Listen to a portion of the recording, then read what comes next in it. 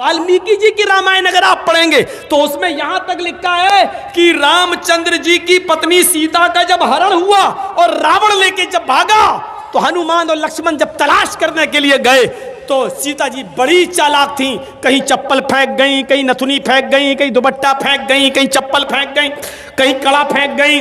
हनुमान एक एक चीज, ये चप्पल किसकी है? लक्ष्मण कहते मेरी भाभी की है, सीता की। चलो इसी रास्ते से ले गया। और आगे के दुपट्टा मिला, ये दुपट्टा किसका है? कहा ये दुपट्टा भी मेरी भाभी का है, सीता का। चलो और आगे चलो, इसी रास्ते से लेकर गया। और आगे बढ़े, एक एक चीज हनुमान जी देते गए और लक्ष्मण पहचानते गए। लास्ट में नाक में पहनने वाली नथुनी मिली, नथुनी। तो हनुमान ने कहा ये नथुनी किसकी है? जल्दी से लक्ष्मण ने कहा अरे यार हनुमान जी ये नथुनी नहीं मालूम है, ये शायद मेरी भाभी की होगी। हनुमान ने कहा सारी चीजें पहचान गए, नथुनी कह रहे होगी। तो हनुमान जी के इस प्रश्न पर क्या जवाब दिया लक्ष्मण ने? हनुमान जी ये नथुनी अगर मेरी भाभी की थी भी तो मेरी भाभी नाक में पहनती थी, इसलिए मैं नहीं पहचान पा रहा हूं, क्योंकि मैंने आज तक अपनी भाभी का चेहरा नहीं देखा। कहा क्यों? कह रहे वो मेरी भाई की पत्नी है सीता, मेरे भाई की राम की पत्नी है। मैं कौन होता हूं उसको देखने वाला, उस पर नजर डालने वाला, उसके चेहरे को देखने वाला? गौर करो, रामचंद्र जी के भाई लक्ष्मण ने अपनी सगी भाभी सीता जी का चेहरा नहीं देखा, देवर ने भाभी का चेहरा नहीं देखा। ये हिंदू धर्म की मनुष्य आज वाल्मीकि रामायण आज तक कह रही है, आज तक ये सबसे पुरानी रामायण है वाल्मीकि की, जो 2000 साल पहले लिखी गई है। आज तक उसके अंदर ये लिखा है कि राम के छोटे भाई लक्ष्मण ने सीता का चेहरा नहीं देखा। आज भी बहुत सी सभ्य समाज की स्त्रियां जब ट्रेनों में हिंदू की सफर करती हैं तो आप देखिए साड़ी पहनकर ऐसे लंबा घूंघट ऐसे मार लेती हैं, चेहरा नहीं खोलती हैं वो ट्रेनों में और बसों में। आज भी सभ्य समाज की उसी वाल्मीकि रामायण पर अमल करते हुए वो किसी को अपना चेहरा दिखाना गवारा नहीं करती। अल्लाह की मार ऐसी पड़ी, कल तक जो पर्दे का चेहरा छिपाने का मजाक उड़ाते थे, आज अल्लाह ने सबके चेहरे छिपवा दिए। छिपाओ, डालो मास्क अपने मुंह पर। बहुत बंदरियां बनी फिरती थी अमेरिकन, चुड़ैल जैसे मुंह लिए भेजे। ये खूबसूरत होती थोड़ी है आपको जैसा लगता है। अगर बारिश हो जाए ना सड़क पर बाजारों में तो इनका सारा क्रीम और पाउडर धुल जाएगा, इनकी औलाद इनको नहीं पहचान पाएगी कि मेरी अम्मा कहाँ गई। आप जिनके पीछा कर रहे हैं ये तो लिपस्टिक और क्रीम और पाउडर से लगती है 60 साल। आपको यकीन बता, मेरे इलाके का वाकया बता रहा हूं मैं आपको। 60 साल की बुढ़िया ने पहन लिया बुर्का, और खूबसूरत बुर्का, डिस्को बुर्का, फूल उल चढ़े हुए। अब 60 साल की बुढ़ी बेचारी चल रही है, बुर्का देखकर एक नौजवान उसका पीछा करने लगा। इतना खूबसूरत बुर्का था वो, नौजवान उसका पीछा करने लगा, चलने लगा। इसने पीछे मुड़ के देखा कोई लड़का मेरा पीछा कर रहा है, और लड़का ये समझा कि धीरे धीरे चल रही है, शायद मेरी वजह से लाइन दे रही है। वो अपने बुढ़ापे की वजह से धीरे धीरे चल रही थी, कमजोरी की वजह से। लड़का समझा हाँ लाइन दे रही है। थोड़ी देर के बाद जब ये आगे पहुंचा, लड़का और औरत, वो बुढ़िया समझ गई कि ये कमीना मेरे पीछा कर रहा है, तो उसने नकाब खोल दिया। खूबसूरत नकाब, बूढ़े लगे, नकाब खोल के कहती बेटा मेरा पीछा क्यों कर रहा है, मैं तो तेरी अम्मा की उम्र की हूँ। कम बखत 2 घंटे की मेरी मेहनत बेकार कर दी बुढ़ी ने, हमें क्या मालूम खोदा पहाड़ निकली चुईया।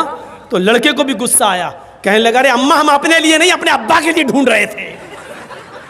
सोचा कुछ तो कह दूं इस बुढ़िया को, इस उम्र में तू इतना खूबसूरत बुर्का पहन के जा रही है, फूल सजे हुए।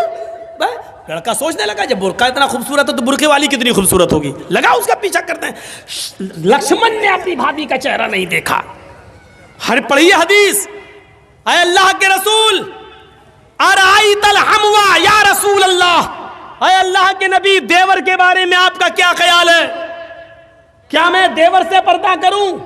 एक ही घर में होते हैं, देवर और जेठ का आना जाना रहता है, हमारे अपने रिश्तेदारों का आना जाना रहता है, आए अल्लाह के नबी, क्या मैं देवर से भी पर्दा करूं? अल्लाह के नबी का जवाब ये था, हाँ दूसरों से पर्दे में कुछ कमी हो जाए तो चलेगा, दूसरों से पर्दे में कोई कमी हो जाए तो चलेगी, लेकिन देवर से पर्दे में कमी नहीं होनी चाहिए। अलहमुल मौत, देवर तो भाभी के लिए मौत है, देवर तो भाभी के लिए मौत है। जिस देवर से सबसे ज्यादा पर्दा है, आज हमारी औरतें, हमारी माँ बहनें देवर से ही सबसे ज्यादा खुली होती हैं। जो मजाक शौहर से भी नहीं करती वो देवर से कर लेती हैं। और एक हम हैं, भाभी को घर पहुंचा दो, अपने छोटे भाई को कह रहे हैं भाभी को घर पहुंचा दो। और ऐसे ही ससुराल में हमारा हाल है। ससुर कह रहा है बेटा अपनी साली को जरा स्कूल छोड़े आओ। मामले दोनों तरफ से गड़बड़ हैं। हमने अपने भाई पर इतना भरोसा कर लिया। सऊदी अरब का वाकया सुने हो ना, जद्दा वाला। एक औरत बेचारी दर्द से कराह रही थी, दर्द से, और जद्दा के टैक्सी ड्राइवर बेचारा, उसको कोई कस्टमर नहीं मिला तो वो रुमाल मुंह पे डाल के लेटा हुआ था। जल्दी से औरत आई उसके पास, देखिए मुझे दर्द ज़े हो रहा है, बच्चे की पैदाइश की तकलीफ, ज़रा कोई करीब के हॉस्पिटल में लेके चलो, मुझे जल्दी से इलाज के लिए जाना है। ड्राइवर ने देखा, टैक्सी ड्राइवर ने, उसने कहा भाई औरत परेशान है, पेट बड़ा। उसने जल्दी से टैक्सी खोली, आओ बहन बैठो। उसने जल्दी से बिठाया और चल दिया। जद्दा के हॉस्पिटल में लेके पहुँचा और उसमें एंट्री होती है, तुम लेके आए हो? हाँ, लिख दिया। अब ये बैठा है कि जल्दी से वो चेकअप करा के आए, तब हमें पैसा दे। जितना हुआ मेरे रियाल, उधर पता चला साहब उसको एडमिट कर लिया गया है, अभी वो 2-3 दिन रहेगी, आप उसके साथ आए हैं? इसने कहा जी। कहा ठीक है, उसको एडमिट कर लिया गया है। और उसने सोचा कि चलो अब हम चलें, 1-2 दिन के बाद आऊँगा, देख लूँगा अगर बच्चा अच्छा पैदा, अभी इतनी जल्दी छुट्टी थोड़ी हो जाएगी, डिलीवरी का मामला है, जब गुजरूंगा तब ले लूँगा पैसा। ऐसा वो चला गया। ये घर में जैसे ही लेटा, इशा के बाद सोया, फजर की नमाज जमात के साथ पढ़ने जाता था और फजर के बाद टैक्सी चलाता था। फजर की नमाज पढ़ के जैसे ही घर आया, इसकी बीवी ब्रेड और आमलेट बना के लाई। टेलीफोन की घंटी बजने लगी इसके घर पर, क्योंकि जब रजिस्टर पे जब इसने औरत को छोड़ा तो अपने घर का मोबाइल फोन और नंबर सब लिख दिया था। फोन फला बोल रहे हो जी? भोपाल के रहने वाले थे ये लोग, टैक्सी चलाते थे 20 साल से सऊदी अरब में, जद्दा में। अच्छा तुम यहाँ अपने घर पे आराम कर रहे हो? का क्या हुआ? अरे कल तुम अपनी बीवी को हॉस्पिटल में छोड़ के गए हो ना, बच्चा हुआ है लड़का, आओ और अपनी बीवी को लेके जाओ यहां से। कहता है डॉक्टर दिमाग तुम्हारा ठीक है? बीवी? अच्छा हुआ ये फोन मैंने उठाया, कहीं मेरी बीवी ने उठाया हुआ होता तो कयामत आज ही आ गई होती। कहा आ रहे हो या मैं पुलिस भेजूं तुम्हारे घर? जिस औरत को यहाँ एडमिट कराने आए हो उसने कहा वही मेरा शौहर था जो यहाँ छोड़ के गया है। मैं आ रहा हूँ, तेरा सत्यानाश जाए चुड़ैल डाइन। उसने टैक्सी चलाई और धर से चलाता हुआ चला गया। कहने लगा क्या बदतमीजी है? उसने कहा तुम मुझे छोड़ के चले गए, तुम्हें शर्म नहीं आई? मैं कितनी परेशान रही। रोना शुरू कर दिया। औरत के आंसुओं में भी बड़ी ताकत होती है। वो कहने लगा ये क्या बदतमीजी है? डॉक्टर साहब ये मेरी बीवी नहीं है। डॉक्टर साहब नोक झोंक तो सब घरों में हो जाती है, थोड़ी सी लड़ाई हो गई, हमें यहाँ छोड़ के चला गया। नहीं मैं ये बेटा अरे मेरा नहीं है, चलो अपने घर के झगड़े अपने घर में खत्म करो, चलो। उसने कहा ऐसा है चेकअप कर लो। चेकअप कहा डीएनए टेस्ट करे। ये लड़का आदमी तैयार, कहने लगा ठीक है मैं डीएनए टेस्ट करूंगा। मामला इतना बढ़ गया कि डीएनए टेस्ट की नौबत आ गई। जब इसका ब्लड निकाला जाने लगा और लड़के का ब्लड, तब औरत क्या कहती है? डॉक्टर साहब डीएनए टेस्ट कर लीजिए, लेकिन मशीन कभी कभी गलत रिपोर्ट भी दे देती है। अभी आदमी चिल्लाते हुए कहता चुप, गलत रिपोर्ट दे देती है। अभी पता चलता है 2 घंटे के बाद, 3 घंटे बाद जब रिपोर्ट आएगी, या 2 दिन 3 दिन के बाद, तब पता चलेगा। डॉक्टर साहब इसको यहीं रखिए, 2 दिन के बाद रिपोर्ट आएगी, मैं यहाँ हूँ। 2 दिन के बाद गया, डॉक्टर साहब क्या आया? डॉक्टर साहब ने कहा बिल्कुल गलत, ये तुम्हारा बेटा है ही नहीं, जाओ। वो औरत पैर पे गिर गई। डॉक्टर साहब मैंने कहा था ना कि मशीन की रिपोर्ट कभी कभी गलत आ सकती है। आई, अल्लाह की कसम यही मेरा पति है, यही मेरा हस्बैंड है, यही मेरा आदमी है। डॉक्टर कहता है औरत नकले मत दिखा, चल ये तो इसका बेटा है ही नहीं, साफ साफ रिपोर्ट में आ गया ये बेटा किसी और का है, इसका नहीं है। वो कहने खूब रोई। डॉक्टर कहता मेरी बहन मैं तुम्हें कैसे बताऊं, इस आदमी की रिपोर्ट इतनी डेंजर है, इस आदमी की रिपोर्ट में तो ये आया है कि ये जिंदगी में कभी बाप बन ही नहीं सकता। तुम कह रही हो कि इसका बेटा ये तो बाप बनने के लायक नहीं है। अब इस आदमी का दिमाग खराब। क्या कह रहे हो डॉक्टर? कहा तुम बाप नहीं बन सकते हो। भाई सॉरी, रिपोर्ट में हे डॉक्टर मेरे 6 बच्चे हैं, तू कह रहा बाप नहीं बन सकते। डॉक्टर बड़ा परेशान। डॉक्टर कहता है ऐसा केस मेरी जिंदगी में पहली बार आया है। अब औरत कहती देखो मैंने कहा था ना कि रिपोर्ट कभी कभी गलत हो जाती है। ये आदमी बोला चुप, ये रिपोर्ट तो सही है कि ये बच्चा मेरा नहीं है, लेकिन ये रिपोर्ट गलत है कि मैं बाप नहीं बन सकता। दोबारा करो। डॉक्टर ने फाइल फेंकी। भाग, मेरा दिमाग खराब करके रख दिया तुम लोगों ने, जाओ यहां से, जाइए बेटा तुम्हारा नहीं है, जा पता लगा। अब वो फाइल उठाई और टैक्सी में रखा और चलने लगा। बाप नहीं बन सकता, बड़बड़ाता हुआ जा रहा है। फिर सोचता है जमील साहब अगर ये रिपोर्ट सही है तो पता लगाओ ये खेत कौन जोत रहा है, ये बच्चे हैं किसके।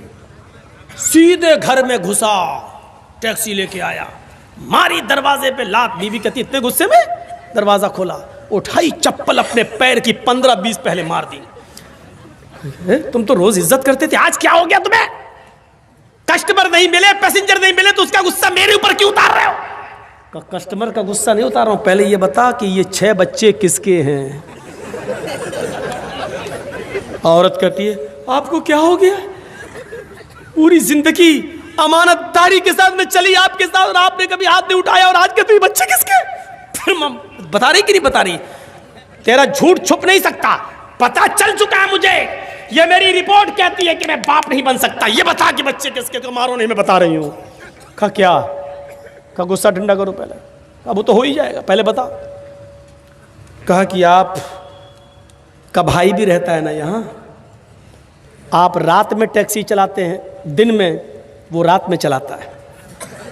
मतलब आप जब दिन में टैक्सी चलाते हैं तो वो रात में टैक्सी चलाकर घर में आ जाता है, फिर वो दिन भर घर में रहता है। और जब आप रात में घर पे आते हैं सोने के लिए तो वो रात में टैक्सी चलाने के लिए चला जाता है। आपकी ड्यूटी दिन की है, उसकी रात की है। मेरे शौहर गुस्सा मत होइए, ये बच्चे उसी के हैं, क्योंकि मुझे उम्मीद थी कि तुम बाप नहीं बन पाओगे। कहा कि अभी यहाँ तेरा क्या, यहाँ तो सीधे गर्दन कटेगी तेरी, कत्ल। उसने उसी वक्त टिकट बनवाए और वापस भोपाल में आया और अपनी बीवी को तलाक दिया।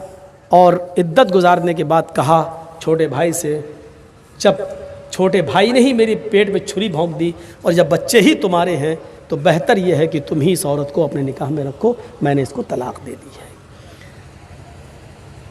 बड़े भाई की बीवी को कौन संभाल रहा था? छोटा भाई, देवर। अब ईमानदारी के साथ बताओ ये हदीस कैसी लग रही है? अरअयतल हम्व या रसूलल्लाह, अल्लाह के रसूल क्या देवर से भी पर्दा करूं? अल्लाह के नबी ने कहा हम्वुल मौत, देवर तो मौत है भाभी के लिए। औरों से थोड़ी बहुत पर्दे में कमी हो जाए तो चलेगी, लेकिन देवर तो हर वक्त वहीं रहता, आना जाना। देवर भाभी के लिए मौत है। बंगाल वालों सुन लो, ये चंद मदरसे जो चल रहे हैं आज इनकी बरकत है कि औरतें कुछ बंगाल की सरजमीन पर नकाब और बुर्का और के पर्दे के साथ दिखाई देती हैं, वरना मैं 20 साल पहले जब आया था तो बुर्का नाम की चीज दूर दूर तक नजर नहीं आती थी। 20 साल पहले जब आता था एक साथ मर्द और औरतें तालाब में नहाते थे। गुस्लखाने ऐसे बने हुए नहीं थे, मौलाना जर्जिस को भी तालाब में नहाना पड़ता था। वो दिन हमने भी देखे हैं बंगाल की सरजमीन पर। और कलियाचक के इलाके में कमौली साहब गुस्लखाना बाथरूम नहीं बना, चले कहाँ ना, हम लोग तो तालाब में नहाते हैं, हम लोग भी नहा रहे हैं। हमारे लिए इतना होता था कि उस कोने पे तुम नहा लो, इस कोने पे औरतें नहा रही। ये चंद मदरसों की बरकतें हैं आज जो थोड़ा बहुत पर्दा दिखाई दे रहा है, लेकिन मजीद अभी पर्दे की जरूरत है, मजीद पर्दे की जरूरत है। हजरत फातिमा जैसा पर्दा कि इंतकाल के वक्त अपने शौहर से कह रही हैं, अली जब मेरा इंतकाल हो जाए तो मुझे दिन के उजाले में नहीं, रात की तारीकी में और रात के अंधेरे में दफन करने के लिए ले जाना।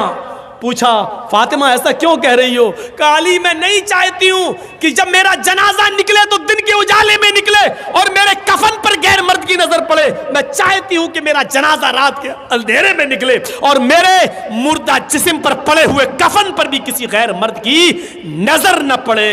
ये पर्दा जो हिंदू धर्म के अंदर है वो इस्लाम के अंदर भी है। मेरे प्यारे साथियों, ये समानताएं हैं। और जहाँ तक मरने के बाद दोबारा जन्म, ये तो हिंदू धर्म में बहुत बाद में आया है। मरने के बाद इंसान ने अच्छे कर्म किए होंगे तो ऋषि मुनि बनेगा, इंसान बनेगा, और बुरे कर्म किए होंगे तो कुत्ता, बिल्ली, चूहा, बंदर, छछूंदर, यही सब बना दिया जाएगा। ये बहुत बाद में आया है, वरना ऋग्वेद का मंत्र तो यह है, मृत्यु जन्मम मृत्यु पश्चातम द्वितीय जन्मम भवति, ने तृतीय ने चतुर्थ ने पंच ने षष्ठ ने सप्त ने अष्ट ने नवम ने दशंका। मरने के बाद तुम्हारा दूसरा एक जन्म होगा, मरने के बाद तुम्हें दोबारा उठाया जाएगा। तुम्हारा तीसरा जन्म नहीं होगा, चौथा नहीं होगा, पांचवा नहीं, छठा नहीं, सातवां नहीं, आठवां नहीं, नवां नहीं, दसवां नहीं, यानी मरने के बाद तुम्हारा एक दूसरा ही जन्म होगा। मनुष्य बनकर तुम उठाए जाओगे, इंसान ही बनकर तुम उठोगे। मरने के बाद कुत्ता, बिल्ली, चूहा, बंदर नहीं बनना है। कहीं देखा है आपने? अकल क्या कहती है? गेहूं का दाना जमीन में डालो तो क्या पैदा होगा? कभी देखा गेहूं से चावल पैदा हुआ हो? गेहूं डालोगे गेहूं पैदा होगा। आम की गुठली जमीन में डालोगे तो आम ही लगेगा। तरबूज डालोगे, हैं, वाटर लेमन, तो आप क्या समझते हैं क्या पैदा होगा? तरबूज का बीज डालोगे तो तरबूज ही पैदा होगा। लेमू का बीज डालोगे तो लेमू पैदा होगा। ये अकल भी कहती है कि मरने के बाद इंसान को जब तुम जमीन में दफन करोगे तो उससे इंसान ही निकलेगा, न कि कुत्ता, बिल्ली, चूहा, बंदर। इसको अकल भी तस्लीम नहीं करती है। मेरे प्यारे साथियों, चाहो जलाओ चाहो दफनाओ, मरने के बाद एक दूसरा ही जन्म इंसान होगा। इसी को कुरान ने भी कहा है, अयहसबुल इंसानु अन युतरका सुदा अलम यकुन नुतफतम मिन मनी युमना थुम्मा काना अलकतन फखलक फसव्वा फजअल मिनहु ज़ौजैनि ज़कर वल उन्सा अलैसा ज़ालिका बिक़ादिरिन अला अन युहियल मौता। ऐ इंसान, क्या तू ये समझता है कि तुझे बगैर हिसाब व किताब के यूं ही छोड़ दिया जाएगा? नहीं नहीं। अलम यको, क्या तू शुरू में अलम यको मिन नुतफतिम मिन मनी युमना, क्या तू शुरू में हकीर और जलील पानी की एक बूंद न था? क्या तू हकीर पानी का एक कतरा न था जो रहम मादर तक, औरत के रहम तक पहुंचाया गया? अल्लाह रब्बुल आलमीन ने उसी पानी के कतरे को बना सवा कर दुरुस्त किया, उसी से गोश्त का लोथड़ा बनाया, जमा हुआ खून बनाया, गोश्त का लोथड़ा बनाया, फिर उससे हड्डी बनाई, फिर हड्डियों में गोश्त पहनाया और फिर उससे एक जीता जागता इंसान बना दिया। उसी पानी के कतरे से मजबूत खोपड़ी बनाई, उसी पानी के कतरे से इतना नरम भेजा बनाया कि 2 उंगलियों के बीच में रख दो, मसल दो। उसी पानी के कतरे से अल्लाह ने इतना नर्म नाजुक हार्ड दिल बनाया कि अगर उसकी धड़कनें बंद हो जाएं तो दुनिया का कोई डॉक्टर उसकी धड़कनें जारी नहीं कर सकता है। और उसी पानी के कतरे से अल्लाह ने तुम्हारे दिमाग में हजारों तारों का कनेक्शन डालकर तुम्हें 2 चमकते हुए ट्यूबलाइट दिए, आंखें दी, जिससे तुम 9 करोड़ 30 लाख मील की ऊंचाई पर सूरज को देख लेते हो। जिस आंख की बीनाई से, रोशनी से तुम 2,40,000 मील की ऊंचाई पर चांद को देख लेते हो। करोड़ों अरबों खरबों मील की ऊंचाई पर तुम सितारों को देख लेते हो, आसमान को देख लेते हो। अल्लाह ने उसी पानी के कतरे से ये सब कुछ बनाया। ओ मेरे बंदो, जब मैं ये सब कुछ तुम्हारी माँ के पेट में बना सकता हूँ और तुम्हें बनाकर बाहर ला सकता हूँ, फजअला मिनहु ज़ौजैनि ज़कर वल उन्सा, लड़का और लड़की भी बना सकता हूँ, मर्द औरत भी बना सकता हूँ, नर और मादा भी बना सकता हूँ, तो फिर तुम ही बताओ क्या तुम्हारे मरने के बाद, क्या वो अल्लाह इस बात पर कादिर नहीं है कि तुम्हें मरने के बाद दोबारा जीवित कर दे? क्या वो अल्लाह इस बात पर कादिर नहीं है कि इंसानों तुम्हें मरने के बाद वो दोबारा उठाए? अरे तुम्हारी हड्डियों को वो दोबारा जमा कर दे, क्या वो इस बात पर कादिर नहीं है? अयहसबुल इंसानु अल्लन नजमा इज़ामा बला कादिरीना अला अन नुसव्विया बनाना। इंसान ये समझता है कि हम उसकी हड्डियों को जमा नहीं कर पाएंगे, हम उसकी हड्डियों को एकत्रित नहीं कर पाएंगे, जमा नहीं कर सकेंगे। अरे हड्डियां तो छोड़, आए इंसान, बला कादिरीना अला नुसव्विया बनाना, हम तो तेरी उंगलियों के पोर तक को बनाने पे कादिर है। ये उंगलियों के पोर जानते हो कितना ताकतवर होता है? आपने रखा मशीन पर, फौरन बता दिया आपका नाम क्या है, फिंगरप्रिंट। आज आधार कार्ड बनता है ना तो फिंगरप्रिंट लिए जाते हैं, पासपोर्ट बनता है फिंगरप्रिंट। आप मौलाना जी इसके नाम से पासपोर्ट है आपका, आप जमील अहमद, अशफाक अहमद, मोहम्मद अजहरुद्दीन, इस नाम से आप नहीं भाग सकते हो। अगर आपने फर्जी पासपोर्ट बना लिया तो दुबई में पकड़े जाओगे, सऊदीया में पकड़े जाओगे, अमेरिका में पकड़े जाओगे। जैसे ही वहाँ फिंगरप्रिंट लिया गया, उंगली रखी फौरन, अरे इरशाद अहमद के नाम से, अच्छा जमील अहमद के नाम, नहीं ये तो मोहम्मद जर्जीस के नाम से, फौरन इंडिया गवर्नमेंट के हवाले कर दिया जाएगा। नहीं भाग सकते। जब तुम एक उंगली के निशान से इंडिया छोड़कर दुनिया के दूसरे मुल्क में नहीं जा सकते हो तो क्या अल्लाह रब्बुल आलमीन तुम्हें छोड़ देगा? भाग सकते हो। उसकी दी हुई अकल से फिंगरप्रिंट मशीन बना सकती है साइंटिस्ट लोग, तो क्या अल्लाह के पास ऐसा कोई आला नहीं है? उंगलियों के पोर कह रहा, हड्डियां तो छोड़ो, उंगलियों के पोर तक बनाने पर हम कादिर हैं। बल युरीदुल इंसानु लियफजुरा अमामा, इंसान तो ये चाहता है कि वो आगे भी बुराइयां करता रहे, गंदे काम, बुरे काम, गुनाहों के काम करता रहे। यसअलु अय्याना यौमुल क़यामा, वो पूछता फिरता कयामत कब आएगी। मजाक में कहता है ए मौलाना साहब कयामत कब आएगी? शराबी जुआरी लोग मौलाना कयामत में बोल रहे हैं, कयामत कब आएगी? मजाक में। यसअलु अय्याना यौमुल क़यामा, वो सवाल करता मजाक में कि कयामत कब आएगी। फ़इज़ा बरिक़ल बसरु व ख़सफ़ल क़मरु व जुमिया शम्सु वल क़मर, जब आंखें चुंधिया जाएंगी, व ख़सफ़ल क़मर, चांद बेनूर हो जाएगा, व जुमिया शम्सु वल क़मर, और चांद सूरज दोनों मिला दिए जाएंगे, जमा कर दिए जाएंगे। उस दिन इंसान इस हालत को देखेगा तो कहेगा यक़ूलुल इंसानु यौमइज़िन अयनल मफ़र, आज हम कहाँ भागे, आज भागने की जगह कहाँ है, आज मैं कहाँ छिपूं, आज मैं अपना चेहरा कहाँ छिपाऊं। कल्ला ला वज़र, नहीं, भागने की कोई जगह नहीं है। आज तू भागना भी चाहेगा तो भाग नहीं पाएगा। मेरे भाइयों, अल्लाह ने बता दिया हिंदू धर्म के अंदर भी मरने के बाद तुम्हें एक दूसरा जन्म होगा। इस्लाम भी यही कहता है कि मरने के बाद एक दूसरा जन्म, एक तुम्हें कब्रों से ऐसे उठाया जाएगा इंसान की शक्ल में। भागने का कोई रास्ता नहीं है। कुत्ता, बिल्ली, चूहा, बंदर, ये तो अजीब सिस्टम समझ में नहीं आता है। और हिंदू धर्म में तो यहाँ तक लिखा है ये जुर्म करोगे तो ये बनोगे, ये जुर्म करोगे तो ये बनोगे, ये करोगे तो ये बनोगे। 2-3 जुर्म हमें याद हैं। चोरी करोगे तो बिल्ली बनोगे, रिश्वत खाओगे तो कुत्ता बनाया जाएगा, किसी लड़की पर गलत नजर डालोगे, शहावत की गलत, तो तुम्हें अगला जन्म लड़की का होगा।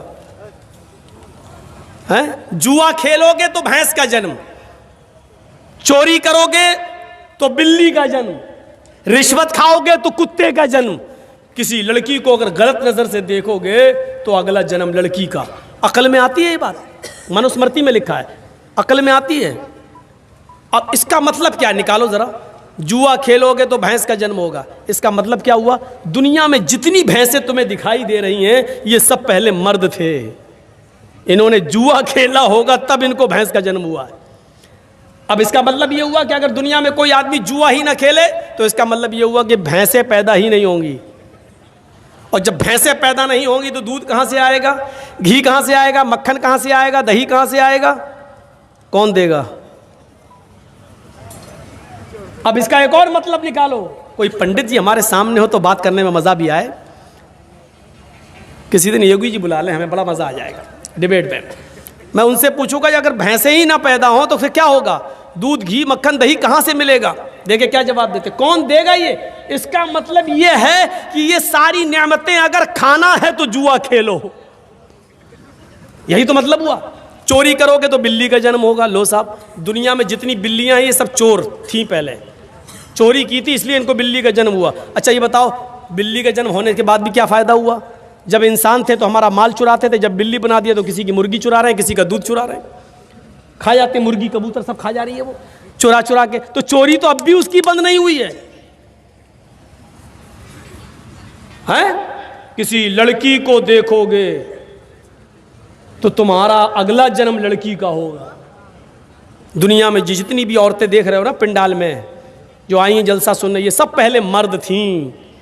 इन्होंने किसी लड़की पर गलत नजर डाली होगी तब इनको लड़की का जन्म हुआ है। बिलफर्ज महल मान लो थोड़ी देर के लिए, अगर दुनिया में कोई भी आदमी किसी लड़की पर गलत नजर न डाले और सिर्फ अपनी माँ बहन बेटी की नजर से देखे, तो इसका मतलब ये हुआ कि दुनिया में कोई भी आदमी अगर माँ बहन बेटी गलत नजर न डाले तो लड़की पैदा ही नहीं होगी, लड़की का जन्म ही नहीं होगा। और जब लड़की का जन्म नहीं होगा तो इसका मतलब क्या, वो बच्चे कौन पैदा करेगा? ये नस्ल इंसानी कहाँ से चलेगी? 18 साल पहले मैंने कुछ और कहा था, आज नाम नहीं लूँगा। ये बहुत ख़तरनाक दौर है। यहाँ जो बोलता है वो अंदर जा रहा है। यहाँ डेमोक्रेसी है, यहाँ सेकुलरिज्म ख़त्म हो चुका है, यहाँ कुछ नहीं है, कुछ भी नहीं। अच्छा बोले, अभी तो बाद में साबित होगा कि तुम सही बोले कि गलत, पहले अंदर जाओ, घुसो पहले अंदर। मेरे भाइयों, अफसोस होता है मुझे इस बात पर, चोरी करोगे तो कुत्ते का जन्म होगा। लो साहब, दुनिया में जितने भी कुत्ते होते हैं देख रहे हो ना, ये सब पहले इंसान थे, इन्होंने चोरी की होगी तब इन्होंने रिश्वत खाई होगी तो कुत्ते का जन्म। अच्छा, कुत्ते भी दो किस्म के होते हैं, एक तो यहाँ घूमते हैं जो, और एक होते हैं जिनको खूबसूरत लड़कियाँ जिनको चूमती हैं, टम्पी पंपी, और एक होते हैं जो बड़े बड़े नेता लोग जिनको मारुति गाड़ियों में लेके एसी एयर कंडीशन में चलते हैं। तो इसका मतलब यह कि रिश्वत का की कैटेगरी अलग होगी। जिन्होंने 100, 200, 500, 1000 रुपए खाए होंगे रिश्वत, इनको ये वाला कुत्ता बना दिया जाता है। थोड़ी सी और बड़ी रिश्वत होगी, 1 लाख 2 लाख की, उनको वो लड़कियां जिनको खाना ना खिलाती हैं अपने घर में, चंपी टम्पी पंपी। और जो मारुतियों में घूम रहे हैं ये जो कुत्ते हैं, ये बड़े स्टैंडर्ड कुत्ते हैं। ये जरूर पार्लियामेंट के कोई बड़े नेता रहे होंगे, इन्होंने बड़े घोटाले किए होंगे, और बड़े घोटाले करने के बाद, बड़ी रिश्वतें खाने के बाद इनको इंटरनेशनल मरने के बाद भी कुत्ता बनाया गया। तब भी मारुतियों में, एसी में इसकी आदत छूट नहीं रही है। ये तुम्हारी किताबों के आधार पर मैं बोल रहा हूं। फिर भाइयों, ये समानता पाई जा रही है कि हिंदू धर्म के अंदर भी लिखा है कि मरने के बाद दोबारा जन्म होगा। हमारे यहाँ पर भी लिखा, मरने के बाद अल्लाह दूसरी ज़िंदगी हमें और आपको देगा। इसीलिए कहा गया पुनर्जन्म। पुनः मानी फिर, जन्म मानी पैदाइश, दोबारा पैदाइश। हमारे यहाँ क्या कहा गया? दूसरी जिंदगी हमें और आपको दी जाएगी। आवागमन नहीं है। मरने के बाद कुत्ता, कुत्ते के बाद बिल्ली, बिल्ली के बाद चूहा, 7 जन्म, 7 तरीके के जन्म होंगे। कहते नहीं 7